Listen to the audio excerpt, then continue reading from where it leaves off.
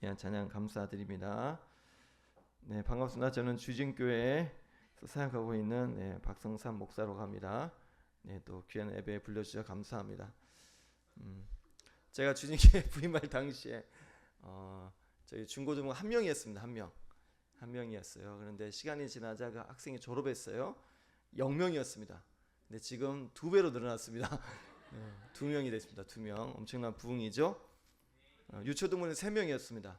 지금은 3배가 늘어나가지고 9명이 됐습니다. 네. 그런데 이 엄청난 이 부흥을 밖에 나가서 이야기를 잘 못합니다. 네. 네. 그렇게 그냥 2배, 3배만 보면 엄청 큰 것 같지만 네. 0명에서 2명, 3명에서 9명 네. 많이 나으시기를 바랍니다. 네. 많이 나와서 부흥이 된 거죠. 여러분 혹시 악동 뮤지션이라고 아시나요? 사진 좀 보여주실까요? 사진, PPT 사진 있어요. 네, 악동 뮤지션 잘 아시죠, 그렇죠? 네, 모르시는 분들이 아마 없을 거예요. 네, 없으면 놔주세요. 아버지 어머니가 몽골 선교사였죠. 선교사의 자녀로 몽골에서 유년 시절을 그렇게 보냈죠. 그런데 이들이 한국에 있는 그 가수 오디션 프로그램에 등장하더니 그때부터 아주 그냥 선풍적인 인기를 누려가지고 지금 엄청난 영향력이 있는 그런 뮤지션이 되었어요.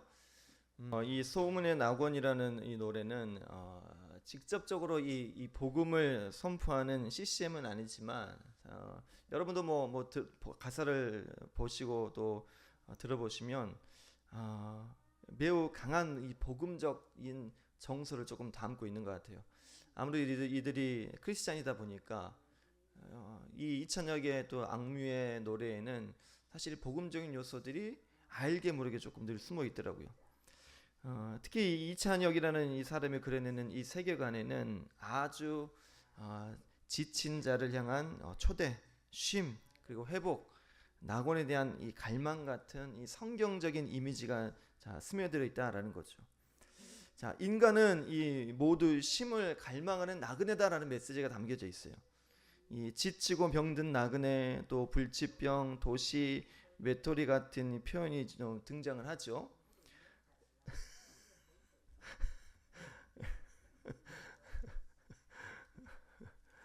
그렇죠. 우리 하빈이가 공부를 얼마나 잘하려고. 네.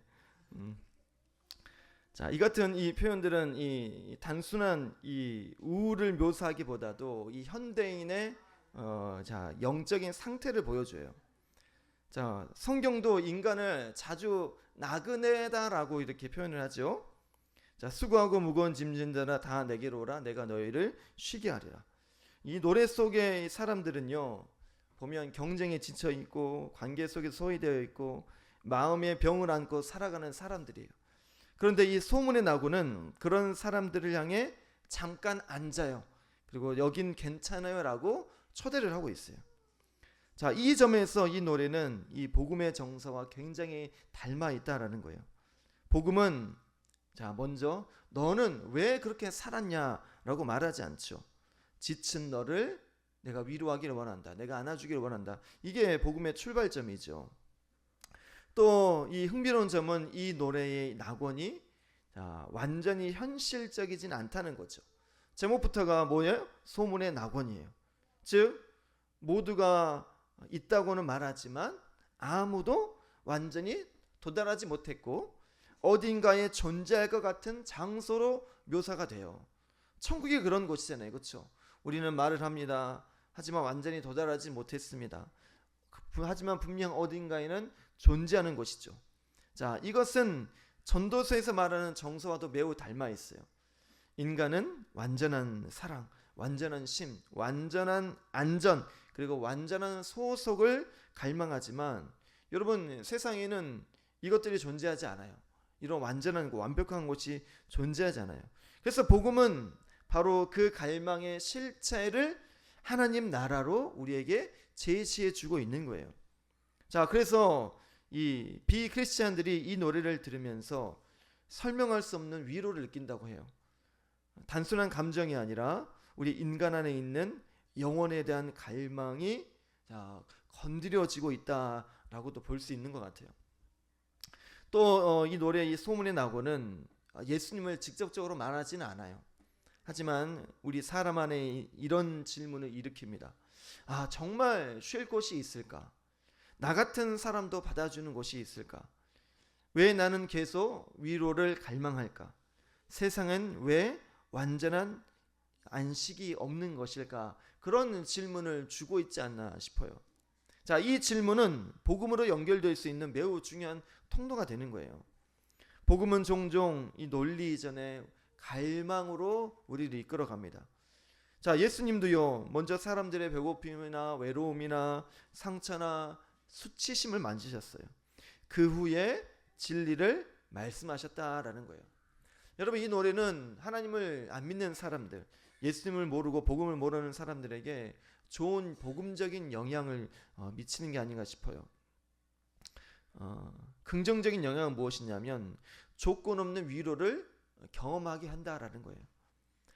성과를 요구하고 비교하게 만들고 실패를 숨기게 하는 우리 현대 사회에서 괜찮다, 그래도 괜찮아라는 메시지를 주고 있고요. 또 마음을 여유롭게 만들죠. 사람들은 방어적일 때 복음을 잘 듣지 못합니다. 하지만 이런 예술은 마음의 문을 열게 만들어요. 특히 이 노래는 어때요? 공격적인가요? 아니죠. 공격하지 않아요. 또는 강력하게 주장도 하지 않아요. 조용하게 이 복음을 스며들게 만들어요. 그래서 어떤 사람들에게는 설교보다 먼저 영혼을 열어주는 역할을 하지 않나 싶습니다.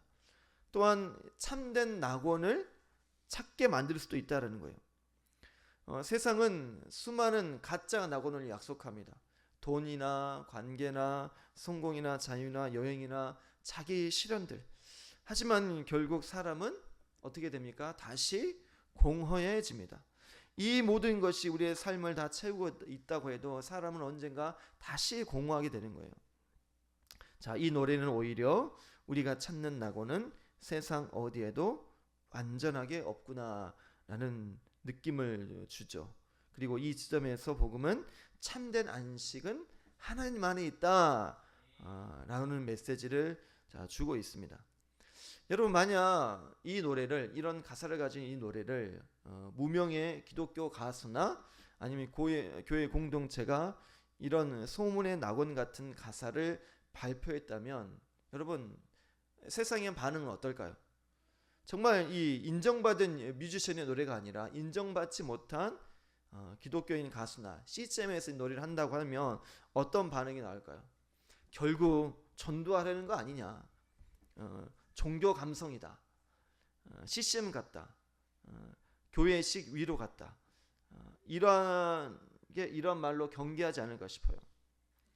자, 반면 이 악동 뮤지션은 이미 대중음악 안에서는요, 그들의 음악성이나 진정성이나 대중에 대한 신뢰나 문화적인 영향력을 확보하고 있기 때문에 사람들은 이런 노래를 할지라도 거기에 방어심 없이 작품으로 인정하고 있어요. 그리고 이런 노래를 통하여 그들은 간접적으로 복음을 느끼게 되더라고요. 심지어는 그런 댓글도, 이 악동 뮤지션의 노래에 그런 댓글도 보았어요. 이 노래를 들으니 교회에 가고 싶어진다, 나도 하나님을 믿어보고 싶다, 이런 댓글도 본 적이 있어요. 물론 실제로 그렇게 했는지는 모르겠지만 그런 말들이 있더라고요. 어쩌면 정말 목회자의 설교 한 편보다도 더 영향력이 있지 않나 싶어요. 그래서 제가 이들의 노래를 들으면서 참 회의감이 많이 들었어요. 왜 나의 설교는, 우리 교회의 설교는, 교회의 문화는 이렇게 세상에 영향을 줄 수 없는 걸까? 왜 세상의 노래는 10년이 지나고 20년, 수십 년이 지나도 사람들이 또 찾고 또 찾고 또 듣고 또 듣고. 저도 한때는 좋아하는 노래를 정말 밤새도록 들은 적이 있어요. 여러분 어떠세요? 좋아하는 설교 밤새도록 들어본 적 있어요? 없으시잖아요. 그렇죠? 수십 번 들어본 적 없잖아요. 저는 최근에도 아주 옛날의 노래를 다시 한번 접하게 됐는데 너무 좋아가지고 사실 토요일 밤이었어요. 그런데도 그 밤새도록 몇 시간 동안 반복해서 계속 들었던 적이 있어요. 아니는 세상의 노래는 우리에게 영향을 많이 주고 수십 년이 지나도 또 찾고 울기도 하고 감동도 받고 도전도 받지만 왜 설교는 한 번 들으면 끝나는 걸까? 왜 우리의 문화는 세상에 이런 영향을 줄 수 없는 걸까? 이런 고민들을 많이 했습니다. 그래서요, 우리의 자녀들이 사실 이렇게 세상에서 영향력이 있는 사람들로 저희는 키워내야 된다고 생각을 합니다. 세상에 인정받은 자들로 키워내야 됩니다. 그래서 저에게 네 자녀가 있잖아요. 그래서 이 네 자녀를 앞으로 어떻게 써먹을 것인가, 그렇게 벌써 계산을 제 나름대로 했습니다. 한 명 아이는 육체를 고쳐주는 의사로, 그리고 한 명은 사람의 이 마음을 위로하는 음악가로, 그리고 한 명은 영혼을 치유하는 목회자로, 그리고 한 명은 이들을 서포트하는 사업가로. 네. 그리고 이 사업가에게는 엄마 아빠 사업가는 이 네 명의 아이들은 공통된 목표가 있는데 무엇이냐면 매달 100만 원씩 엄마 아빠에게 주는 거. 공통된 목표예요, 이거는. 네, 그래서 저희는 노후가 걱정이 없어요. 네. 이런 세상에 영향력이 있는 자녀들로 좀 키워내고 싶어요. 그래서 정말 우리가 간접적이든 직접적이든 복음을 이야기해도 그들이 그 복음에 대해서 수용하고 인정하고 긍정적으로 받아들일 수 있도록 우리 아이들을 그래서 세상에서 영향력이 있는 사람들로 우리가 키워내는 것, 이것이 우리가 감당해야 될 또 하나의 일이 아닌가 싶습니다. 성경에서도 하나님의 사람들을 보십시오. 종종 세상 속의 탁월함을 통해 영향력을 얻어왔죠. 다니엘은 이 바벨론 체제 안에서 실력과 지혜로 인정을 받았죠. 요셉도 어떻습니까? 애굽의 총리가 되어 열방을 살렸죠. 바울도 이 당대의 지성과 언어를 이해하면서 복음을 전하는 영향력을 발휘했습니다. 이들은 이 세상과 단절된 종교인으로만 존재하지 않았다라는 거예요. 오히려 세상 안에서 신뢰를 얻고 그 영향력을 통해 하나님의 향기를 흘려보냈다라는 거죠. 예수님도 말씀하셨죠. 너희는 세상의 빛이라라고 말씀하셨어요. 빛은 숨는 게 아니라 보이는 곳에 존재합니다. 그리하여서 우리가 말한 이 간접적인 이 복음이 실제적으로 영향력이 있게끔 우리가 세상 안에서 영향력이 있는 사람으로 또 우리의 다음 세대들이 그런 영향이 있는 사람들이 되어야 될 거예요. 왜냐하면 오늘날 많은 사람들은 복음을 듣기 전에 이미 교회에 대한 선입견이나 종교에 대한 피로감이나 방어심이나 그리고 상처들을 가지고 있기 때문이에요. 그래서 처음부터 뭐 교리나 뭐 정답이나 설교로 접근하면 마음이 다치는 경우가 참 많아요. 하지만 좋은 음악이나 또 진정성 있는 위로나 정직한 예술이나 또 탁월한 일이나 아름다운 태도는 사람들의 경계를 낮춰주죠. 그리고 그 순간 사람들은 왜 이 사람에게는 다른 깊이가 있는 것일까? 그것들을 느끼게 되는 거예요. 악동 뮤지션은 정말 남들과 다른 깊이가 진짜 있는 것 같아요. 이들이 뭐 음악을 전문적으로 배운 것도 아니에요.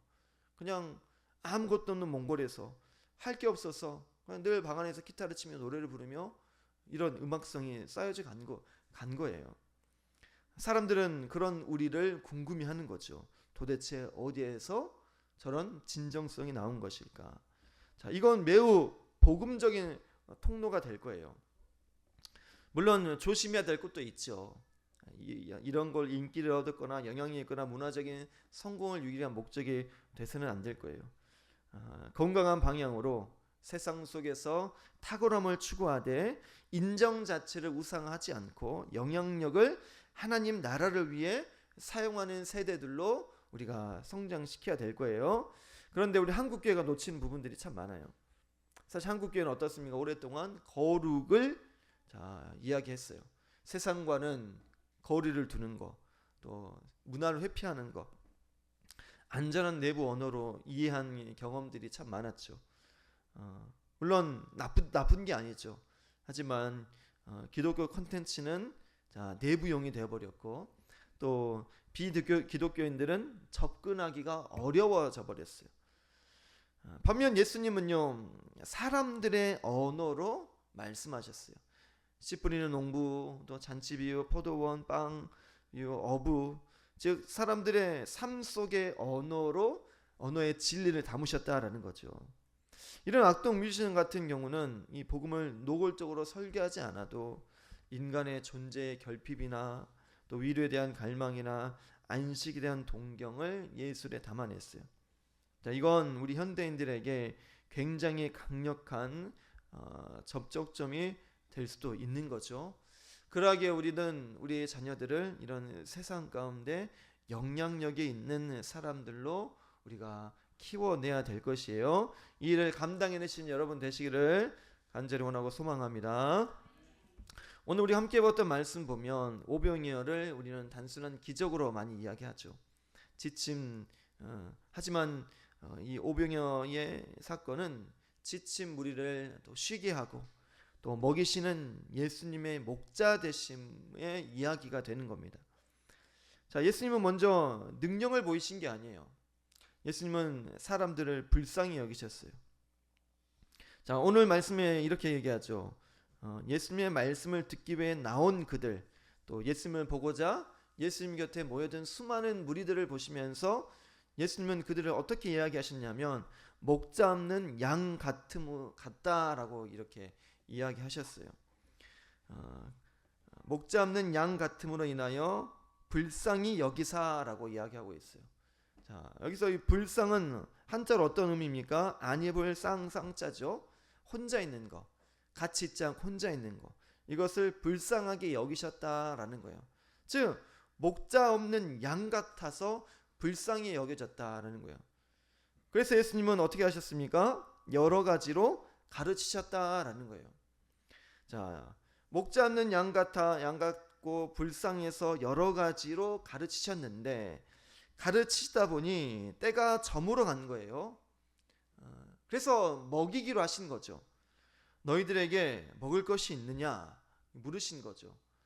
기적을 보이시기 위한 게 아니라 그들을 가르치다 보니 때가 저물어 가서 그들을 먹이시기 위해서 먹을 것을 찾으신 것이고 또 그들을 먹이기 위해 예수님께서 능력을 발휘하셨다라는 거예요. 자, 문제의 핵심은요, 배고픔 이전에 이들은 방치되었다라는 거죠. 돌봄이 없는, 쉼이 없는 사람들이었다라는 거예요. 그래서 제자들이 한 일은 무엇입니까? 그들이 한 일은 빵을 만든 것도 아니었습니다. 기적을 일으킨 것도 아니었어요. 사람들의 허기를 해결한 것도 아니에요. 그들이 한 것은 무엇이에요? 자,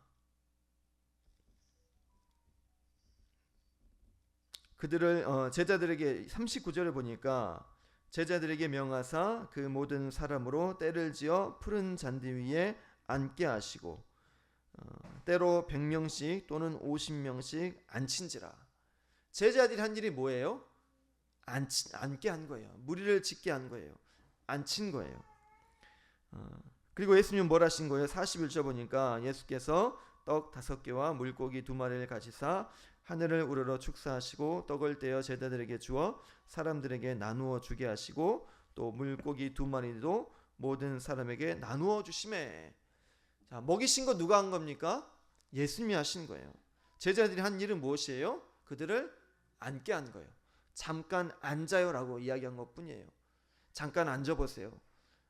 그게 제자들이 한 일입니다. 여러분, 그렇다면 다음 세대 교사인 우리가 해야 될 일은 뭘까요? 빵을 가지고 먹이는 걸까요? 아니면 잠깐 앉아요라고 말하는 걸까요? 우리가 할 일은 잠깐 앉히는 겁니다. 예배당의 배움의 자리에 잠깐 앉히는 거예요. 왜요? 그들은 먹지 않는 양 같아서 불쌍한 영혼들이기 때문에 그들을 가르쳐야 되기 때문에 먹여야 되기 때문에 우리가 해야 될 일은 무엇이라고요? 잠깐 앉히는 것뿐이에요. 자, 오늘 이 다음 세대들은 정말 앉아있지 못할 정도로 바쁩니다.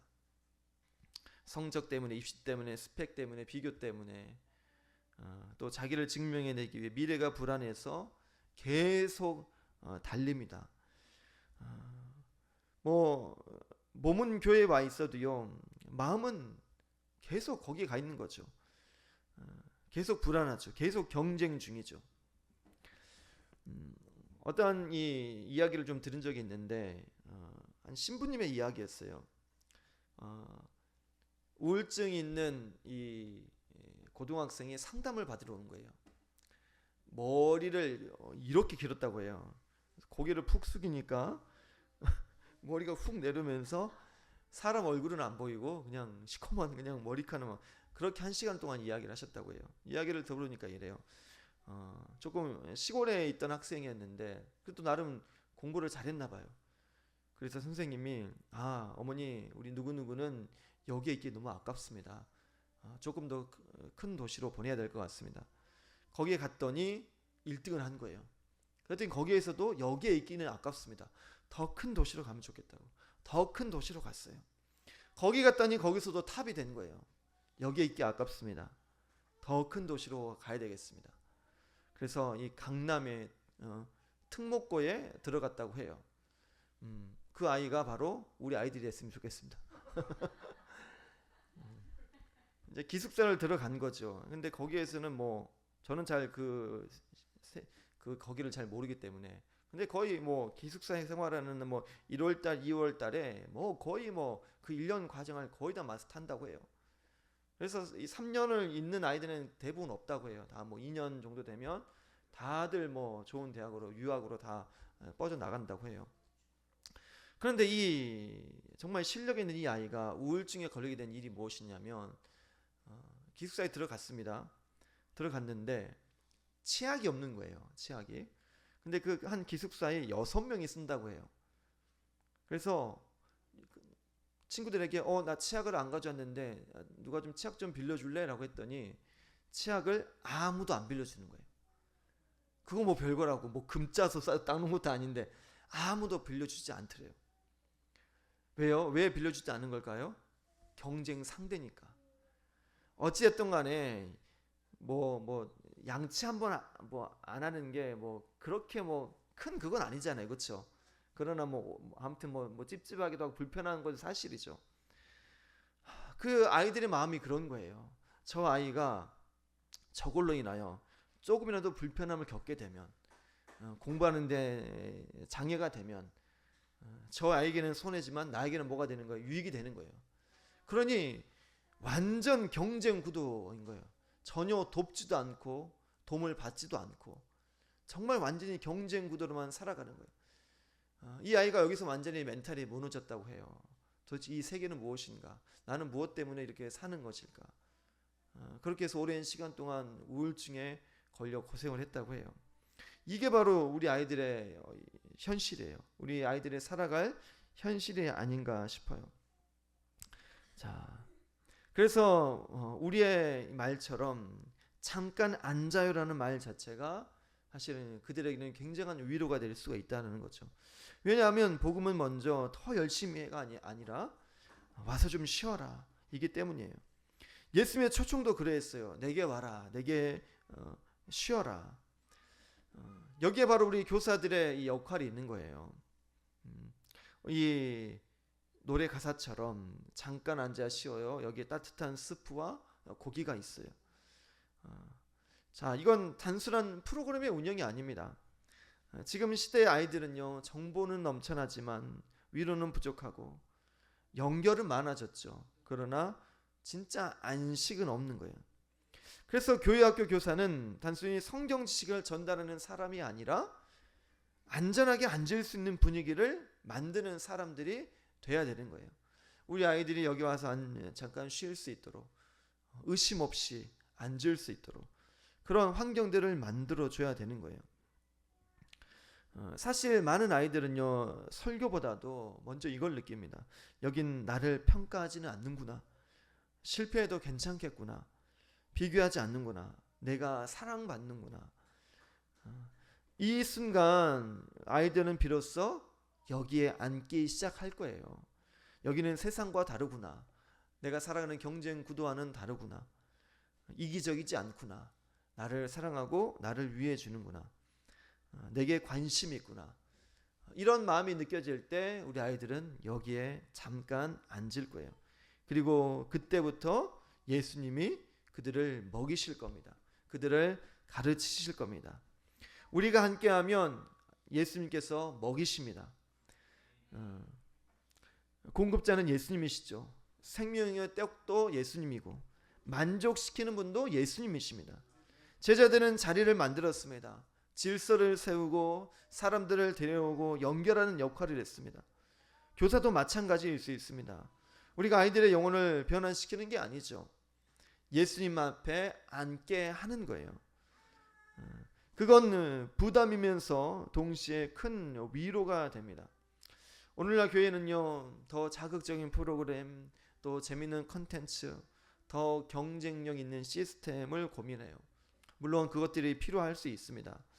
하지만 사실 다음 세대가 가장 깊이 갈망하는 것은 바로 안전함이에요. 쉼입니다. 진짜 관심입니다. 따뜻함입니다. 존재를 받아주는 공동체예요. 그래서 잠깐 앉아요는 굉장히 시대적인 복음적인 언어가 다 될 수 있어요. 이건 포기가 아니라는 말이죠. 혼자 버티지 말라는 초청이 될 수 있습니다. 우리가 그런 교회를, 그런 다음 세대들을 위한 교회를 만들어 가시기를 축복합니다. 잠깐 앉아. 잠깐 여기서 쉬어도 괜찮아. 여기서는 너를 평가하지 않아. 여기서는 너를 경쟁 상대로 생각하지 않아. 너를 온전히 사랑해 줄게, 안아 줄게. 그런 자리를 만들어 줄 때 우리 다음 세대들이 이 자리에 앉을 거예요. 우리는 앉게 하면 됩니다. 예수님이 가르치실 거예요. 가르치시다가 날이 저물어 가면 예수님이 그들을 먹이실 거예요. 먹이시면서 예수님의 능력을 나타내실 거예요. 이분이 참된 하나님의 아들이시다라는 사실을 그들을 통하여 느끼게 하실 거예요. 그러면 그때부터 그 영혼들은 구원받게 될 거예요. 참된 믿음의 사람으로 다시금 태어나게 될 거예요. 우리가 할 일은 무엇이라고요? 잠깐 앉아요. 이 말을 많이 연습하십시오. 잠깐 앉아 이렇게 하지 마시고 부드럽게 따뜻하게 잠깐 앉아요.